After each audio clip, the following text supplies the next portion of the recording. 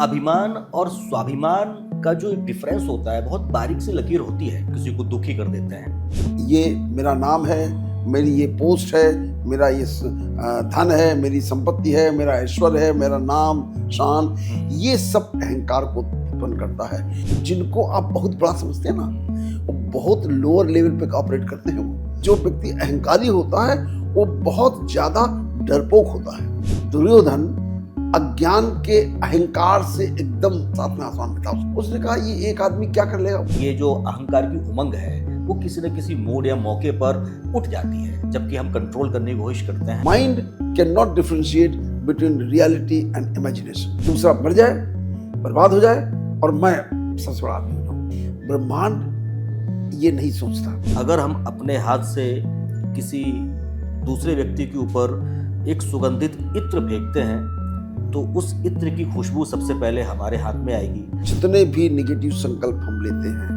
बीमारी उसी से पैदा होती है। हमारे जीवन में बहुत छोटी छोटी बातें कभी कभी बड़ा कुरूप रूप ले लेती हैं। उनका जो प्रभाव पड़ता है बहुत ही गलत और नेगेटिव पड़ता है। वो छोटी छोटी बातें कई सारी हो सकती हैं, तनाव से संबंधित हो सकती हैं, हमारे अहंकार से, हमारे विचारों से संबंधित हो सकती हैं, हमारे खान पान से संबंधित हो सकती हैं, हमारे सुबह उठने जागने से संबंधित हो सकती हैं। किसी भी तरीके की छोटी छोटी बातें हो सकती हैं। अगर उन छोटी छोटी बातों को हम ध्यान में रखते हैं तो शायद हम अपनी लाइफ में छोटे छोटे मोमेंट को और बेहतर तरीके से संवार सकते हैं, उनको अच्छे तरीके से जी सकते हैं। नमस्कार, मेरा नाम है अखिलेश चौधरी और आप जुड़ चुके हैं how to live happy life, हमारे जो पॉडकास्ट का जो सीरीज़ है जो हम चला रहे हैं, उसमें हम ढेर सारी बातें आप लोगों के लिए लेकर आ रहे हैं। और इन जानकारियों का जो सोर्स है, जो जरिया है, वो हमारे डॉक्टर आमोद कुमार सचान जी हैं। सर, बहुत बहुत स्वागत है आपका। थैंक यू, नमस्कार। सबसे पहले सर, आज हम बात आपसे करना चाहेंगे, अहंकार के ऊपर बात करना चाहेंगे। हम में से बहुत सारे लोगों को अभिमान और स्वाभिमान का जो एक डिफरेंस होता है बहुत बारीक सी लकीर होती है। वो स्वाभिमान कब अभिमान में कन्वर्ट हो जाता है हमें आइडिया नहीं पता चल पाता और अगला व्यक्ति आहत हो जाता है, हम किसी को दुखी कर देते हैं। तो सबसे पहले तो हम आपसे जानना चाहेंगे कि अभिमान और स्वाभिमान की जो बारीक सी रेखा है उसको हम कैसे पहचानें और अहंकार से कैसे बचें। आपको बहुत बहुत धन्यवाद अखिलेश जी कि आज इस विषय पर हम लोग फिर से चर्चा कर रहे हैं जी। और स्वाभिमान जो है ये इस बात को इंडिकेट करता है कि हमें स्व होने का अभिमान है। स्व मतलब हम आत्मिक स्वरूप में हैं, इस बात का अभिमान है। और ये पॉजिटिव थॉट है कि मैं उसी परमपिता परमात्मा की संतान हूँ और मैं अभी वैसा ही हूँ जैसा मेरा परमपिता परमात्मा है, और वो उसका जो गुण है वो प्रेम है। और मैं भी प्रेम स्वरूप हूँ, मैं भी ज्ञान स्वरूप हूँ, मैं भी शांति स्वरूप हूँ। ये स्वाभिमान है और इसका होना बहुत आवश्यक है। फैक्ट ये है कि हमारा स्वाभिमान बिल्कुल खत्म हो चुका है, उसकी वैल्यू नगण्य बची है। वास्तव में उसके स्थान पर अभिमान आ गया है और अभिमान ही नहीं, अहंकार आ गया है। तो जो अहंकार है वो इस शरीर से उत्पन्न होता है। इस बात का अहंकार कि मैं, ये मेरा नाम है, मेरी ये पोस्ट है, मेरा ये धन है, मेरी संपत्ति है, मेरा ऐश्वर्य है, मेरा नाम शान, ये सब अहंकार को उत्पन्न करता है। और ये बहुत ज़्यादा नेगेटिव है क्योंकि ये शरीर को ही पूरा समझता है और हमारा सारा ध्यान इस शरीर के संबंध, इस शरीर के व्यवसाय, इस शरीर के जितने भी और उपक्रम हैं उन सब से अटैच रहता है। और उस अटैचमेंट के कारण वो दुख में रहता है। और न केवल दुख में रहता है क्योंकि वो पास्ट से कंपेयर करता है। उस अहंकार की पूर्ति में जो जो लोग सहयोग करते हैं उनके प्रति आसक्ति पैदा करता है। जो लोग उसको पूर्ति करने में रुकावट पैदा करते हैं उनके लिए द्वेष पैदा करता है। और उस अहंकार को भविष्य में चला न जाए, वो जो मिला है वो छिन न जाए, इस बात का भय रहता है। तो ये वो व्यक्ति, जो व्यक्ति अहंकारी होता है वो बहुत ज्यादा डरपोक होता है। वो हर समय वो इस असहजता में रहता है। बड़े से बड़े आदमी से लेकर छोटे छोटे आदमी तक आप इमेजिन नहीं कर सकते हैं मैं आपको छोटी सी घटना बता देता हूँ जी। कि एक बहुत बड़े माफिया थे। हम्म, उनसे मैंने पूछा, एक दिन मुझे दिखाने आए, एज ए पेशेंट दिखाने आए। तो जो उनको बीमारी थी वो ऐसी बीमारी थी, irritable bowel syndrome. Okay. Irritable bowel syndrome उन लोगों को होती है जिन लोगों को मानसिक रूप से वो बहुत तनाव में रहते हैं, परेशान रहते हैं। तो मैंने उनसे, और उसमें क्या होता है, उस इरिटेबल बाउल सिंड्रोम की वजह से बार बार फ्रीक्वेंसी ऑफ स्टूल होता है, बार बार मोशन जाना पड़ता है, और बिल्कुल थोड़ा थोड़ा मोशन हो जाता है, कई बार तो कपड़े में निकल जाता है। हमने कहा आपको ऐसी बीमारी, आप कैसे माफियागिरी करते हैं, ऐसे मैंने कहा। तो बोले अरे साहब बस भौकाल है, बाकी कुछ नहीं, सब नकली है। मैं आपको ये बताना चाहता हूँ, एग्जाम्पल है कि जिनको आप बहुत बड़ा समझते हैं ना, वो बहुत लोअर लेवल पे ऑपरेट करते हैं। वो मानसिक रूप से भयग्रस्त रहते हैं। बड़े बड़े राजनीतिक, बड़े बड़े ब्यूरोक्रेट्स, बड़े बड़े व्यापारी सब भयग्रस्त रहते हैं। और भयग्रस्त होना अपने आप में बहुत बड़े दुख का कारण है। हम क्यों रहें, क्यों ऐसा काम करें, किस बात के लिए हम भयग्रस्त रहें? जो है सच है, और मैं उसके साथ हूं, और जहां आप उसके साथ जुड़ते हैं तो आपकी ताकत बढ़ जाती है। बिल्कुल। इसलिए हमको स्वाभिमान होना मेरा धर्म है, मेरा कर्तव्य है। अभिमान होना उसका बहुत सूक्ष्म रूप आगे बढ़ जाता है जब मैं दोनों का मिश्रण हो जाता है। और अहंकार सिर्फ शरीर का होता है, शरीर और शरीर के संबंधों का। इन तीनों से अपने आप को बचा के रखना है। स्वाभिमान, हर वक्त इस स्वाभिमान में रहना है, उसकी याद में रहना है। स्वाभिमान उसकी याद है कि मैं किसका पुत्र हूँ, कौन है मेरा पिता, जिसके जिसके पूरी शक्ति से मैं पूरे संसार में अपने जीवन का यापन कर रहा हूँ। अब स्वयं अपना भला कर रहा हूँ और अपने लोगों का और इस संसार का भला कर रहा हूँ। ये स्वाभिमान है। तो ये एक बहुत अच्छा गुण है, सबको धारण करना चाहिए। बिल्कुल सर, और इसी चर्चा को थोड़ा सा और विस्तार में अगर हम ले जाएं तो हमें रामायण का एक प्रसंग याद आता है जिसमें एक कोट है कि रावण को ज्ञान का अहंकार था और राम को अहंकार का ज्ञान था। बिल्कुल सही है। और इसी बात ने एक इतने ज्ञानी रावण को इस संसार में सबसे ज्ञानी व्यक्ति माना जाता है कि सारे वेद पुराण उपनिषद पूरा ज्ञाता था, बहुत बड़ा विद्वान ब्राह्मण था, ज्योतिषाचार्य था, बहुत बड़ा ज्ञानी ब्रह्मा का पोता है, हाँ। ब्रह्मा का और पोता है। उसके बाद उस अहंकार के कारण विनाश को प्राप्त हुआ। और जिनको अहंकार था ही नहीं, जिनको ये ज्ञान था कि मैं तो सिर्फ सेवा भाव से आया हूँ, लोक कल्याण के लिए आया हूँ, मैं जिनका भला कर सकता हूँ सबका करूँ, तो वो विजय को प्राप्त हुए। उन्होंने आज भी अमर हैं, आज भी उनका नाम लेकर के पूरी दुनिया कसमें खाती है, राम के नाम की कसम खाती है, उनका नाम अभिवादन लिया जाता है उनके नाम से। तो यही इन गुणों का लाभ है। तो हम सबको यदि अपने आप को उस स्थान पे ले जाना है, उस तरफ ले जाना है, तो हमको वही गुण धारण करने हैं जो राम ने धारण किए थे। तो वो अहंकार एक पल को भी नहीं छूता था। जिस समय वध करते हैं, अगर आप कभी स्टोरी देखें या उसकी कोई फिल्म देखें, कोई नाटक देखें, उनका चेहरा शांत होता था। उनके चेहरे में कतई किसी प्रकार का आवेश नहीं होता था कि नहीं मैंने वध किया। और उसको वही शिक्षा उन्होंने लक्ष्मण को भी दी कि अहंकार बिल्कुल नहीं होना चाहिए। और उसका भी सम्मान करने का आदेश दिया कि रावण, उसके अंदर कोई दुर्गुण था जिसकी वजह से आज ये स्थिति हुई है, लेकिन उसके पास बहुत सारे गुण भी थे, उनको सीखने के लिए भेजा। और आपको कथा याद होगी कि जब लक्ष्मण गए, लक्ष्मण को अहंकार था, तो इसीलिए वो लक्ष्मण थे, राम नहीं थे, अहंकार था। राम ने भेजा उनके पास, जाके ज्ञान लो।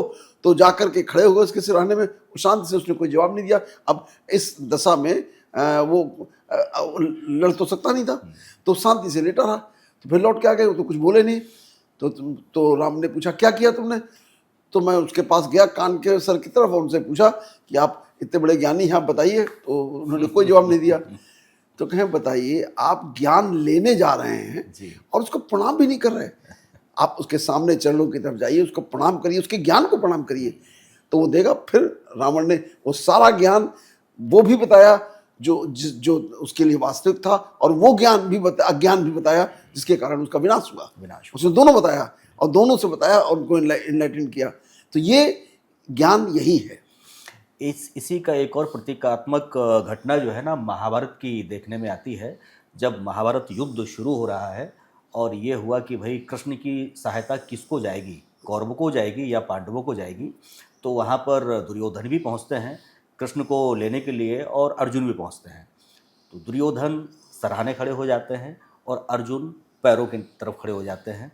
और जबकि दुर्योधन पहले पहुंचे थे वहाँ पर, तो कृष्ण ने देखा, अरे पार्थ तुम यहाँ पर? बोले हाँ बस ये ऐसा ऐसा है, और बातचीत होने लगी उनकी। तो दुर्योधन पीछे से बोले कि अरे मैं पहले आया हूँ, आप मुझसे पहले बात करिए, मुझे पहले दीजिए। तो उन्होंने कहा कि भाई देखा तो मैंने इनको है पहले, ये हमारे वहाँ खड़े हुए थे। तो ये एक जो, और उस पर भी चुनाव ये कि दुर्योधन ने 18 अक्षौहिणी सेना ली। उस प्रसंग का सबसे जो अच्छा शिक्षा है वो ये है कि युद्ध हो रहा है, एक तरफ ईश्वरीय शक्ति है, कृष्ण ईश्वर को रिप्रेजेंट कर रहे हैं, एक तरफ मनुष्य हैं जो सेना है। तो उन्होंने बड़ा न्यायपूर्ण कहा, क्योंकि दोनों मेरे भांजे हो, हाँ दोनों मेरे प्रिय हो, तो इसलिए मैं तुम लोगों के साथ समान व्यवहार करूंगा और मैं तुम दोनों की मदद करूंगा। एक ही युद्ध है, एक ही युद्ध है और दो पक्ष हैं। तो कृष्ण ने कहा मैं दोनों बराबर समान व्यवहार करूंगा, और मैंने अपने आप को दो टुकड़ों में डिवाइड कर लिया है, एक मैं स्वयं अकेले हूं और एक मेरी अक्षौहिणी सेना है। तो एक व्यक्ति कोई सेना ले सकता है और एक मैं अकेले आ सकता हूँ, अकेले, और वो भी शस्त्र नहीं उठाऊंगा, और शस्त्र मैं उठाऊंगा नहीं, ये भी कंडीशन थी। तो ऐसी कंडीशन में अब ये ज्ञान है। अब यहाँ देखिए एनालिसिस करने वाली बात है, समझने वाली बात है कि वो अक्षौहिणी सेना, चूंकि दुर्योधन अज्ञान के अहंकार से एकदम आसमान पे था, सातवें आसमान पे था उसका अहंकार।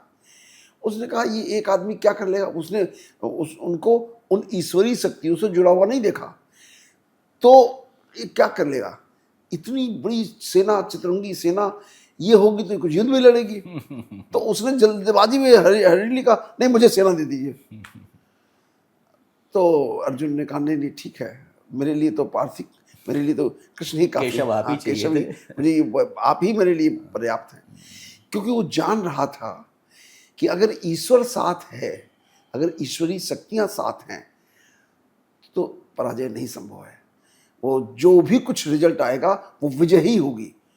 अब ये तो कोई जानता नहीं कि विजय किस बात में विजय होगी, क्योंकि हम लोग इतने शॉर्ट साइटेड हैं, हमें अगले पल का भी नहीं दिखाई देता अगले पल में क्या होने वाला है। तो हम कैसे जान जाएं कि जो अगले पल में होने वाला है वो मेरे हित का है कि अहित का है। तो जो भी होगा, तो जब ईश्वर के साथ हैं तो वो अच्छा ही होगा। और उन्होंने देखा रिजल्ट, आप सबने, हम सबने देखा कि वो अकेले ही काफी थे। एक यहीं पर और प्रसंग है जी, कि जब युद्ध खत्म हो गया, जब युद्ध खत्म हो गया तो उसके बाद जो कृष्ण हैं, वो कृष्ण ने अर्जुन से कहा कि तुम उतर जाओ। तब तक उनको भी अहंकार आ गया कि पूरा युद्ध हमने जीत लिया। वो ईश्वरीय शक्ति को थोड़ी कुछ पल के लिए भूल गए। तो उन्होंने कहा ये तो बड़ी अजीब बात है, मतलब अहंकार। अब मैं सामान्य भाषा में कहूँ कि पहले ड्राइवर उतरेगा कि पहले मालिक उतरेगा, एग्जैक्टली। इसी तरह कहें अरे आप उतरिए पहले फिर मैं उतरता हूँ। तो तब उन्होंने डांट के कहा मैं कह रहा हूँ उतरो। तो क्या कर सकते थे, वो तो उतरी। और उतरने के बाद जो ही कृष्ण उतरे तो पूरा का पूरा रथ ब्लास्ट हो गया। इतनी उसके अंदर शक्तियां, इतने उसके ऊपर वार किए गए थे जो ईश्वरीय शक्तियों के कारण उस पर असर नहीं हो रहा था। रुके हुए थे वो जो ईश्वरीय शक्तियां थी उस रथ के ऊपर, उसमें हनुमान जी की शक्ति थी, उसमें जाने कितनी शक्तियां थी जो उसमें संग्रहित थी, जिनके आशीर्वाद से वो युद्ध लड़ा जा रहा था। और जो ही ईश्वरीय शक्ति नीचे उतरी, वो रथ एकदम सारे पुराने जितने बाण लगे थे सब एकदम चिता हो गए। तब अर्जुन को समझ में आया कि क्यों वो कह रहे थे कि पहले उतरो। बिल्कुल, ये जो महाग्रंथ है, महाकाव्य कहे, इनको जो भी कहे, इनमें छोटी छोटी घटनाएं जो है ना बहुत कुछ सिखाती हैं, हम सभी को बहुत कुछ सीखने को मिलता है। ऐसी ही एक घटना रामायण की है, जब सीता जी का स्वयंवर हो रहा है और धनुष रखा हुआ है और वहाँ पर दुनिया भर के राजे महाराजे बैठे हुए हैं और सभी लोग जो है बिल्कुल प्रचंड घमंड में बिल्कुल आपूर के भाई आज तो सीता जी को हम ही लेके जाएंगे। और सभी अपने मन में एक संकल्प ले रहे हैं कि हे शिव प्रभु, आज ये जो धनुष है इसको उठवा देना और तोड़वा फुड़वा देना इससे। तो कोई संकल्प ले रहा है कि हम 100 मंदिर बनवा देंगे, कोई संकल्प ले रहा है कि हम 150 मंदिर बनवा देंगे, कोई संकल्प ले रहा है कि हम 1000 मंदिर बनवा देंगे, और धीरे धीरे करके वो अपने संकल्पों का काम चल रहा है। तदुपरांत राम ने धनुष तोड़ा, परशुराम जी सभा में आए, और परशुराम जी ने जब अपना परशु उठाया, अपना फरसा उठाया कि आज तो सभी को यहाँ पर समाप्त कर देंगे, तो वही जो राजे महाराजे थोड़ी देर पहले संकल्प ले रहे थे कि प्रभु हम 100 बनवा देंगे, 150 बनवा देंगे, 1000 बनवा देंगे, भाग नहीं लिए। वो बैठे बैठे फिर संकल्प लेने लगे कि अभी तो धनुष छोड़ दो प्रभु, धनुष तो गया, अब हमें परशुराम के परशु से बचा लो, हम 100 बनवा रहे थे, उसकी जगह 501 बनवा देंगे। तो ये जो घमंड है ये बड़ा ही अवसरवादी होता है, अगर कह ले। वो डरपोक जो आपने कहा बिल्कुल सही कहा, डरपोक बिल्कुल सही शब्द है उसके लिए। सबसे ज्यादा जितना अहंकारी उतना ही डरपोक, उतना ही डरपोक। किसी का नाम नहीं लेना चाहिए, लेकिन बहुत बड़े बड़े लोग हैं जिनको मैं देखता हूँ कि उनके मुंह से शब्द नहीं निकलता डर के मारे। और अगर आपने लोक कल्याण के लिए भाव रखा है, आप वीर की तरह बोलते हैं। जब आपको लगता है कि मेरा कुछ नहीं, मैं अपने लिए कुछ कर ही नहीं रहा हूं, मैं सब लोगों के भले के लिए काम कर रहा हूं, तो आपका जो भाव है, जो आपकी भाव भंगिमा है, जो आपका पोस्चर है, वो सब आपका बिल्कुल कॉन्फिडेंस वाला ऊर्जा से भरा रहेगा। बिल्कुल बिल्कुल सर। लेकिन जहां लोभ आया, सारी ऊर्जा खत्म हो जाती है। बिल्कुल सर, आपने सही कहा। लेकिन सर एक बात नहीं समझ में आती है, ये जो अहंकार है सब लोग जानते हैं कि बहुत ही दुख का कारण है, बहुत ही बुरी चीज़ है, ये नहीं होना चाहिए। दुनिया भर का ज्ञान होने के बावजूद भी हम तो बहुत ही नॉर्मल लोग हैं, लेकिन रावण जो प्रकांड विद्वान था उसको भी ये पता ही होगा कि अहंकार जो है बुरी चीज़ है और नहीं होना चाहिए। अब ऐसा है कि इन कथाओं के बारे में मैं ये कह सकता हूँ कि ये जिस तरीके से घटनाएं घटी हैं और जैसी लिखी गई हैं, उसमें कुछ परिवर्तन लगता है हुए हैं, क्योंकि ये भी जो कथाएं लिखी गई ये भी लोक कल्याण के लिए लिखी गई कि आगे लोग इस तरीके की घटनाओं से प्रेरणा लेकर के अपने जीवन का यापन करें। तो उसके बारे में ये कह पाना है कि वास्तव में क्या हुआ था, कैसे हुआ था, बड़ा मुश्किल है। बिल्कुल। मैं प्रतीकात्मक कथाओं के अलावा भी अगर देखता हूँ, जैसे मैं हूँ, मैं शांत रहने की कोशिश करता हूँ, लेकिन दिन में एक आध बार ये जो अहंकार की उमंग है वो किसी न किसी मूड या मौके पर जब हम बिल्कुल अपने उसमें नहीं होते हैं उठ जाती है, जबकि हम कंट्रोल करने की कोशिश करते हैं। और प्रेम का जैसे कि आप बताते हैं, सिखाते हैं हम सभी लोगों को कि प्रेम एक सबसे बड़ी ताकत है, इससे बड़े से बड़े युद्ध को विन किया जा सकता है। लेकिन उसके बावजूद भी अहंकार की एक तरंग कहीं ना कहीं से उठ ही पड़ती है। उसको कैसे रोका जाए कि अहंकार दूरी रहो, मतलब नहीं करना है, हमें अहंकार से कोई मतलब नहीं है, चाहे समाज डरपोक कहे, चाहे समाज टिमिड कहे, चाहे कुछ भी कहे, लेकिन अहंकार दूर रखना है। तो इसका क्या उपाय है? देखिए ऐसा है ना, अगर आप अपने आप को अपने अंदर ले जा करके अपना आत्मिक स्वरूप में रहें, अपने आप को पहचाने रहें, तो अहंकार नहीं आता है। क्योंकि मनुष्य की जो ताकत है वो कुछ भी नहीं है। मतलब इतना शक्तिशाली आदमी लगता है ना, लगता है पूरी दुनिया उसके कब्जे में है, और एक पल में तब आदमी नहीं है। कहाँ गई ताकत, कहाँ गई वो संपत्ति, कहाँ गया वो पावर, जीरो हो जाता है। अब किसी की भी घटना घटी जो बहुत पावरफुल लोग रहे हैं और 1 मिनट के अंदर वो सब खत्म हो जाता है। एक ब्लास्ट हुआ, सब कुछ खत्म। कितने असैसिनेशन बड़े बड़े पावरफुल लोगों के हुए हैं, मतलब आप देखिए कितने लोग, कहाँ गई पावर वो। तो वो अहंकार अपने छूने नहीं देना चाहिए कि हम बिल्कुल मिट्टी के बने पुतले हैं, 5 तत्व से बने हैं और इसकी कोई वैल्यू है नहीं। वैल्यू वही है जो मेरे अंदर वो जीवनदायिनी शक्ति जो ईश्वर से प्रभावित है, वो चले, वही अकेले सारी शक्ति है, सब कुछ जस्ट वही है। तो उससे कनेक्ट रहिए तो आपके अंदर और शक्ति मिलती है। आप पूरे ब्रह्मांड के सारे माइंड से कनेक्ट हो जाते हैं और फिर आपकी ताकत बढ़ जाती है, आपके आत्मिक बल बढ़ जाता है। जो आत्मा का बल है ना, उसको बढ़ाने का प्रयास करना चाहिए, बजाय इस अहंकार के बल को बढ़ाने की कोशिश करनी चाहिए। आप तो डॉक्टर हैं सर, आपने तो ऐसे बहुत सारे, जैसे अभी आपने एक उदाहरण दिया किसी आपराधिक प्रवृत्ति के व्यक्ति का, आपने तो कितने बड़े बड़े बलशालियों को घुटने टेकते देखा होगा आईसीयू में और ओपीडी में। और मैंने बहुत लोगों को देखा है और मैंने सब तरीके के लोगों का इलाज किया। बस ये है कि ये बात मैं आपको बहुत इंटरेस्टिंग बताना चाहूँगा। आप जैसे होते हैं, आपके चारों तरफ वैसे लोग इकट्ठा होते हैं, वैसे अट्रैक्ट होते हैं। और यही सिद्धांत है इस ज्ञान का। विवेकानंद ने इसको बहुत अच्छी तरह डिस्क्राइब किया, कर्मयोग में उन्होंने बहुत डिटेल में डिस्क्राइब किया इसको। विवेकानंद में बहुत बड़े साइंटिस्ट थे, साइकोलॉजिस्ट थे, वो साइकोलॉजी को उन्होंने इतनी अच्छी तरह लिखा है, उतना बहुत कम लोग लिखा क्या बोला है बेसिकली उन्होंने। तो उसमें उन्होंने ऐसा है कि हमारे माइंड को बहुत अच्छी तरह आप समझ लीजिए, हम एक शक्ति है, जीवनदायिनी शक्ति है, उसमें चेतना है, समाहित है, उसके साथ इलेक्ट्रोमैग्नेटिक करंट है, और ये चेतना और इलेक्ट्रोमैग्नेटिक करंट मिल करके ही वहाँ पर विचार पैदा करती है। जो विचार है उनके भी अपने, वो भी इलेक्ट्रोमैग्नेटिक करंट की उपज है, तो उनकी अपनी फ्रीक्वेंसी है, तो वो फ्रीक्वेंसी यहाँ से एमिट होती है और उसी तरीके के माइंड से वो कनेक्ट हो जाती है। और खाली लोकल उसकी स्पीड बहुत फास्ट है, मन की स्पीड जो है वो बहुत फास्ट है।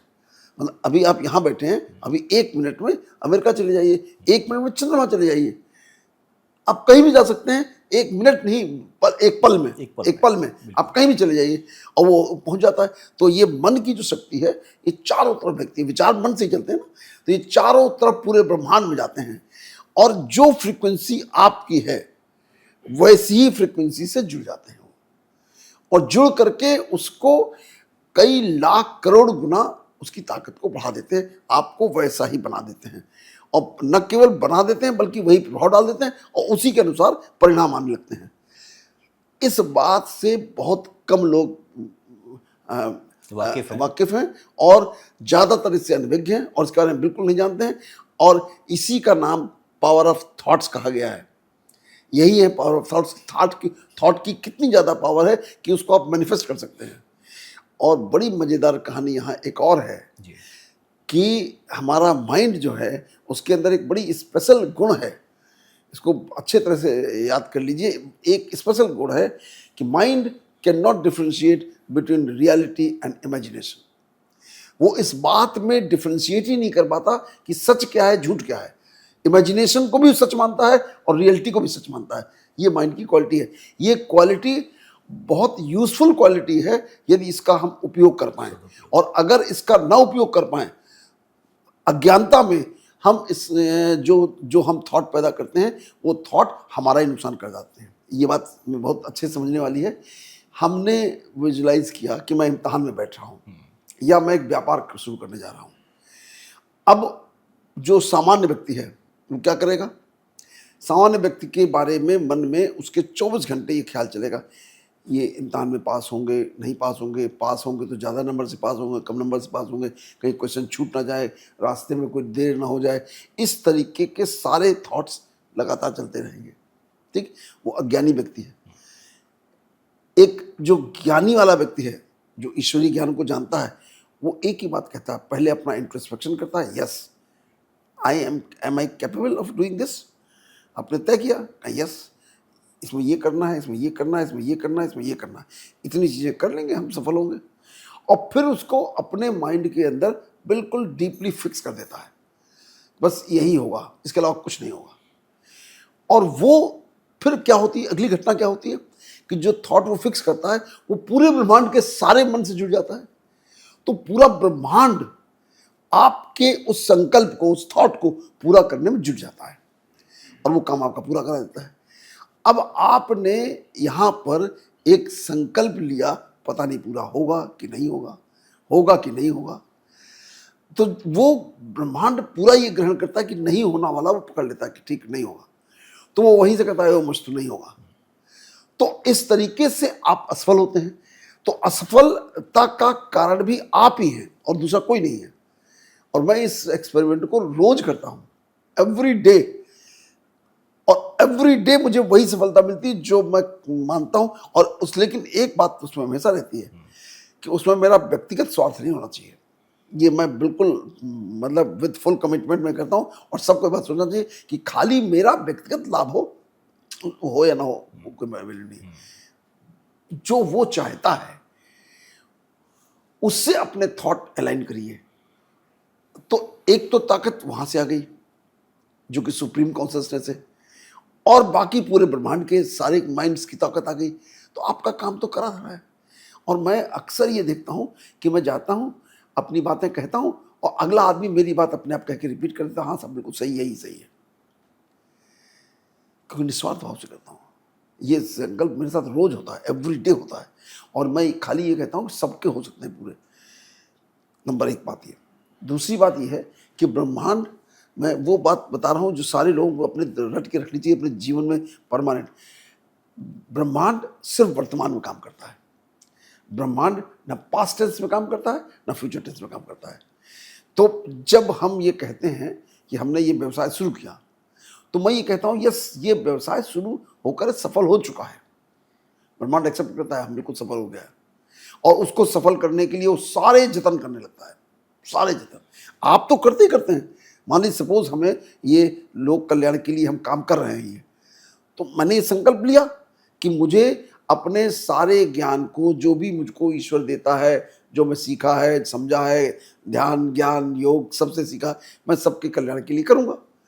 मैंने अपना इंट्रोस्पेक्शन किया, उसका आज कर रहा हूँ, और ये पूरा संकल्प है कि पूरे ब्रह्मांड में ज़्यादातर लोगों का लाभ करे। वो करेगा ही करेगा, क्योंकि इसमें मेरा कोई निहित स्वार्थ नहीं। खाली स्वार्थ ये है कि इतनी देर, जितनी देर मैं बात करता हूँ ईश्वर की, उतनी देर मैं ईश्वर के साथ रहता हूँ। वो जो खुशी मुझे देता है उसका कोई जवाब नहीं है, वो मेरी अपनी खुशी है, क्योंकि मैं उसके साथ रहता हूँ। तो ये लाभ मेरा है, जो हमारे महाकवि तुलसीदास जी ने बहुत अच्छे से लिखा है कि इतने बढ़िया ग्रंथ की रचना मैं स्वांतः सुखा कर रहा हूँ, अपने सुख के लिए कर रहा हूँ। लोक कल्याण हो तो उसमें भी मुझे खुशी मिलेगी। वाह। एक और चीज़ है जो बहुत बहुत आवश्यक है, और दर्शकों को विशेष रूप से याद करना चाहिए कि हमारे माइंड की जो ये खास क्वालिटी है, तो उसको एक क्वालिटी तो मैंने बताई कि mind can not differentiate between reality and imagination. और आपको जो भी आप विजुलाइज करते हैं उसको वो रियल मानता है, और उसको रियल मानने के लिए उसको पूरा करने में लग जाता है। इसलिए कोई भी विजुलाइजेशन को जो करें, वो ऐसा विजुलाइजेशन करें, ऐसा संकल्प करें जो कि सबके कल्याणकारी हो। आपका विश्व कल्याण समाहित है। जब सबका कल्याण होता है, इसका मतलब आपका कल्याण उसमें शामिल है, तो उससे गड़बड़ नहीं होता। एक और दूसरा फीचर ब्रेन माइंड का है कि हम लोग अज्ञानता में ये नहीं जानते हैं कि मेरे माइंड में जो विचार आते हैं, जो मेरे मन के अंदर जो विचार आते हैं, वो विचार इस शरीर और ये ब्रेन कैसे रिएक्ट करता है और कैसे ब्रह्मांड रिएक्ट करता है। अक्सर हम लोग दूसरे के लिए संकल्प जो निकालते हैं वो निगेटिव निकालते हैं। दूसरे का बुरा हो जाए, दूसरे का नुकसान हो जाए, दूसरे के लिए ईर्ष्या करते हैं, द्वेष करते हैं, क्रोध करते हैं, दूसरे की बुराई के बारे में सोचते हैं, और अपने लिए प्रार्थना करते हैं कि सब अच्छा हो जाए, मेरा ये काम भी पूरा हो जाए, मेरा घर भी बन जाए, मेरा लड़का भी पड़ जाए, मेरी बिटिया की शादी भी हो जाए, मेरे सारे काम हो जाए, लेकिन इसके ना हो। ब्रह्मांड का एक सिद्धांत है कि वो ये नहीं जानता है कि आप किसके लिए बोल रहे हैं, वो ये जानता है कि ये चाहता है। ये मान लीजिए मैं चाहता हूं आपका विनाश हो जाए, ठीक, आपने मेरा बुरा किया और आप नष्ट हो जाए, आपका सब बिजनेस खराब हो जाए, आपकी नौकरी खराब हो जाए, सब खराब हो जाए। ज्यादातर इस समय लोग यही सोच रहे हैं, व्यक्तिगत स्तर पर और राष्ट्रीय और अंतर्राष्ट्रीय स्तर पर, कि दूसरा मर जाए, बर्बाद हो जाए, और मैं सबसे बड़ा आदमी हो जाऊं। यही तो हो रहा है सब जगह। ब्रह्मांड ये नहीं सोचता। ब्रह्मांड के साथ बड़ी यूनिक क्वालिटी है, ब्रह्मांड इसको सच मानता है। और सच किसके लिए मानता है? उसी के लिए सच मानता है जो सोच रहा है। मान लीजिए मैंने सोचा कि आपका विनाश हो जाए, तो ब्रह्मांड ये देखता है, पूरे जो collective consciousness of the whole universe है, जो सामूहिक चेतना है और एक मिलियंस ऑफ माइंड्स हैं, वो ये उनको मैसेज देता है कि मैं विनाश पसंद करता हूं। वो ये नहीं देखता विनाश किसका पसंद कर रहे हैं। तो वो विनाशकारी सारी शक्तियां मेरे साथ जुड़ जाती हैं और मेरा ही विनाश कर देती हैं। इस कारण से लोगों के साथ दुखद घटनाएं घटती हैं।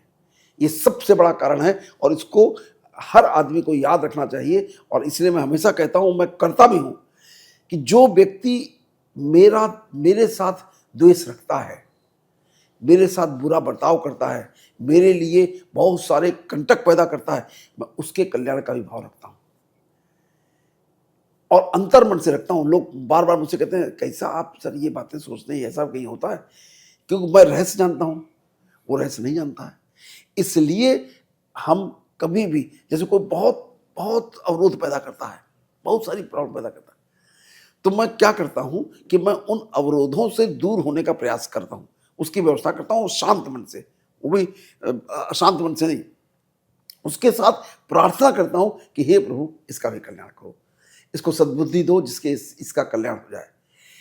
अब उसके कल्याण का काम तो उसके कर्म करेंगे, उसके थॉट्स करेंगे, जो वो सोच रहा होगा, वो मेरे कहने से, मेरे सोचने से उसका होगा या नहीं होगा नहीं जानता, लेकिन मेरा कल्याण तय है, क्योंकि मैं ब्रह्मांड में मैसेज ही नहीं देता हूं कि किसी का कल्याण हो। मैं तो उसमें भी अकल्याण कहता हूं, उसमें भी नहीं कहता हूं किसी का विनाश हो, क्योंकि अकल्याण में भी कल्याण शब्द जुड़ा हुआ है। तो मैं हमेशा दूसरे के लिए प्रार्थना करता हूं, और दिल से प्रार्थना करता हूं। बड़े आश्चर्य की बात है ये, दिल से प्रार्थना करता हूं, हे प्रभु इनको सद्बुद्धि दो कि इनका कल्याण हो। अब इसको मैं कहां से ड्राइव करता हूं, कहां से ये सिद्धांत बना है, क्यों, किन लोगों ने इसको करके दिखाया है। जितने भी हमारे इनलाइटेंड सोल्स हुई हैं, जो दिव्य आत्माएं हुई इस धरती पे आई हैं, उन्होंने यही किया है। वो चाहे बुद्ध हों, चाहे कबीर हों, चाहे तुलसी हों, चाहे सबसे ज़्यादा प्रैक्टिकल तरीके करके दिखाया जीसस क्राइस्ट ने। जीसस क्राइस्ट को ज्यूज ने जब क्रूसीफाई किया, तो उस समय जो उन्होंने संकल्प लिए और जो विचार व्यक्त किए, वो ये कहा कि हे प्रभु इन लोगों को माफ कर दो, क्योंकि ये नहीं जानते कि क्या कर रहे हैं। क्योंकि हर कर्म का प्रावधान दंड का ऑलरेडी तय है, उसके लिए कोई जीसस क्राइस्ट की जरूरत नहीं है। वो ब्रह्मांड का नियम है कि यदि आप दूसरे के साथ दुर्व्यवहार करेंगे तो आपके साथ वही होगा जो आप दूसरे के साथ कर रहे हैं। तो इसलिए ये प्रार्थना उन्होंने कही। निरंकारी मिशन के संत बूटा सिंह थे। ये बहुत शुरुआत की बात है, करीब 200 साल पुरानी बात है। गुरु ग्रंथ साहब को मानने वाले सिख समुदाय के जो लोग हैं, उन लोगों ने आखिरी गुरु जो थे इनके, तो उन्होंने ये कहा कि चूंकि आगे विकार बहुत आने वाले हैं, आगे स्थितियां खराब होने वाली हैं, तो पता नहीं जो गुरु बनेंगे वो कैसे होंगे और फिर गलत शिक्षाएं ना हो जाएं। तो उन्होंने 10वें गुरु ने कहा कि अब आज के बाद कोई गुरु नहीं बनेगा, और अब गुरु हमारा गुरु ग्रंथ साहब ही है, और उनको गुरु की तरह मानेंगे और उनको उसी तरीके से हम उसका पाठ करेंगे, उसकी शिक्षाएं ग्रहण करेंगे, उसी अनुसार जीवन यापन करेंगे। ये सरदार जो बूटा सिंह, बाबा बूटा सिंह थे, इन्होंने ये सोचा, बहुत अच्छा उनका विचार था। उन्होंने सोचा कि नहीं, ये संभव नहीं है। ये संभव इसलिए नहीं है कि गुरु का होना मस्ट है। गुरु एक व्यक्ति नहीं है, बड़ी इंटरेस्टिंग समझ लीजिए। गुरु एक संकल्प है, गुरु एक ऐसी वाइब्रेशन है, ऐसी क्रिएशन है जो मनुष्य के उत्कर्ष के लिए आगे काम करती है, उसको बढ़ाने के लिए आगे काम करती है। तो उन्होंने निरंकार मिशन की स्थापना करी। निरंकार मिशन की स्थापना करने के बाद, उनके बाद, लेकिन अब अज्ञान तो ज्ञान है, तो जो अकाल तख्त वाले जो लोग थे वो उनके विरोधी बन गए, दुश्मन बन गए, और दुश्मन इस तरीके से बन गए कि उन लोगों ने उनके साथ बिल्कुल लड़ाई झगड़ा मारपीट और वो सब चालू हो गई। अब आप सोचिए, गुरु ग्रंथ साहब क्या कह रहे हैं? प्रेम करो, सेवा करो, हर एक का कल्याण करो। गुरु ग्रंथ साहब तो यही तो कह रहे हैं। और आप क्या कर रहे हो कि ये चूंकि इस विचार के विपरीत कर रहे हैं तो ये दोषी हैं, इनके सबको मार डालो। तो उन्होंने बहुत सारे लोगों के मर्डर किए, बहुत सारे लोग मरे। और ये बहुत पुरानी घटना नहीं, बहुत कुछ दशकों पुरानी घटना है। मैं एग्जैक्ट ईयर मंथ नहीं बताऊंगा, लेकिन अवेलेबल है ऑनलाइन। तो जब उसमें मर्डर किए गए तो एज यूजुअल है कि जब सामान्य प्रक्रिया होती है, पुलिस और कानून आ गया। तो जब बूटा सिंह से जब कहा गया कि बताइए किन लोगों ने मर्डर किया है, उनको मालूम था कि क्या हुआ, कैसे हुआ है। मेरे रोंगटे खड़े हो रहे हैं जो उन्होंने कहा। उन्होंने कहा जिन्होंने मारा वो भी मेरे हैं, जो मरे वो भी मेरे हैं, मैं किसको बता दूं? आप इमेजिन करिए कि वो उसी निरंकार के वो भी बंदे हैं, उसी निरंकार के ये भी बंदे हैं। ये होना था इसलिए हो गया, दोष किसी का नहीं है। ये है सच्चा ज्ञान। और अभी मैं इंसिडेंटली एक निरंकार मिशन के समागम में मुझे जाने का मौका लगा। आई वॉज अमेज्ड, उतना बड़ा लोगों का संकल्पित समूह मैंने दूसरा नहीं देखा है। और मैं इस जगह पर आपको रिपीटेशन में बता रहा हूं कि जितना बड़ा कुंभ मेला लगता है उससे छोटा नहीं है। क्यों कुंभ मेला की गणना ऐसी कही जाती है कि लोग आ रहे हैं जा रहे हैं, 3 दिन तक का उनका समागम होता है और उसमें गिन करके 15-20 लाख लोग रहते हैं, वहीं रहते हैं। उनके रहने खाने सारी व्यवस्था वहीं होती है। एक भी पुलिस नहीं होती है, एक भी लॉ एंड ऑर्डर का काम नहीं होता है। सारे के सारे वॉलंटियर्स काम करते हैं और जिसको जो वॉलंटियर का काम दे दिया गया कि वो इधर हाथ देकर आप इधर गाड़ी ले जाइए, आप इधर चले जाइए, वो प्रणाम करके आगे निकल जाता है। कोई किसी से बहस नहीं करता, क्योंकि वो उस ज्ञान को समर्पित हैं, उस ब्रह्म ज्ञान को, उसको उसका नाम उन्होंने ब्रह्म ज्ञान दिया। और ब्रह्म ज्ञान यही ज्ञान है जो हम लोग रोज बात करते हैं। ब्रह्म ज्ञान एक है कि पूरा ब्रह्मांड एक है, जो वो है वही मैं हूं। वो मेरे अंदर भी वही है, बाहर भी वही है, अंदर भी यही है, चारों तरफ ब्रह्म ही ब्रह्म है। ये ब्रह्म ज्ञान है, वही तो बात हम लोग करते हैं। तो ये चीज जो ज्ञान प्राप्त कर लेता है, जो जान जाता है ब्रह्म को, वो कभी गलत काम नहीं करता, वो कभी फिर गलत हो ही नहीं सकता है। तो इसमें जो बताने वाली बात यह है कि हमको कभी भी किसी के प्रति कोई द्वेष का भाव नहीं रखना है। क्यों नहीं रखना है? क्योंकि वो द्वेष का भाव उसका नुकसान करे न करे, मेरा नुकसान तय है, निश्चित है, वो होगा ही होगा। तो अपने लाभ के लिए, अपने उद्धार के लिए, अपने कल्याण के लिए आप किसी के प्रति द्वेष का भाव न रखिए। यदि कोई आपके साथ गलत व्यवहार करता है, गलत काम करता है, तो उसके लिए आप अपना प्रोटेक्शन करिए, ठीक है, लेकिन उसके लिए बुरा मत सोचिए। तो जो जो आप सोचेंगे, सिद्धांत वही है कि mind can not differentiate between reality and imagination, वो आपके साथ करेगा। तो क्या हम चाहेंगे कि मेरे साथ बुरा हो? कोई नहीं चाहेगा। तो इसलिए दूसरे के लिए हर पल हर क्षण प्रभु कल्याण करो, प्रभु कल्याण करो, प्रभु सद्बुद्धि दो, प्रभु सद्बुद्धि दो। और अपने आप को उससे जुड़ा रखिए। अपने आप को उससे जुड़ा रखेंगे, आपके संकल्प खराब हो ही नहीं सकते।